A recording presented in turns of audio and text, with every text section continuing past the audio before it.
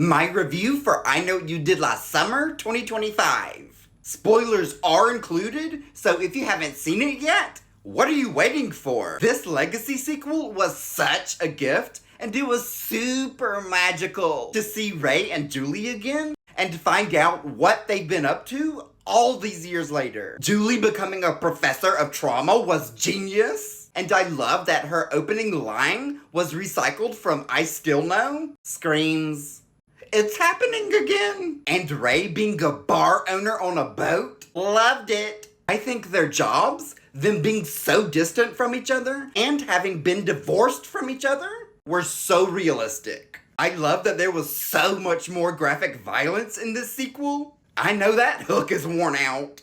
Woo!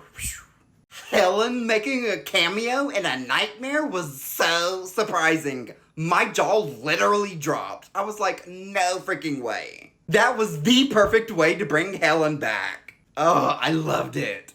All of the nostalgia sprinkled throughout the story was so much fun to watch.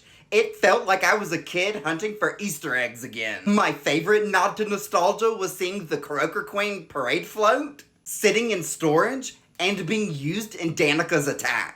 I also loved seeing the elevator and mannequins in the Shiver store turned restaurant. I thought good old Ray being one of the killers was genius, bold, and daring. This is actually the first slasher to have the guts, pun intended, to have one of the Legacy characters be a killer. And that is what makes this Legacy sequel different and stand out from any other. I love that him being a killer was foreshadowed when Julie was giving a lecture about the psychology behind it to her students. Trauma changes the brain. He survived a massacre and lived the rest of his life without dealing with that trauma. Carla making a cameo in the mid-credit scene was another surprise, like, oh my gosh. And with Julie warning her that she's a target too, my heart went bananas. There are things that I did not like about this movie, but I don't want to talk about them. I'd rather talk about everything that I loved about this. I'll just say this. Yeah, they could have done better. My fingers are crossed for part 4.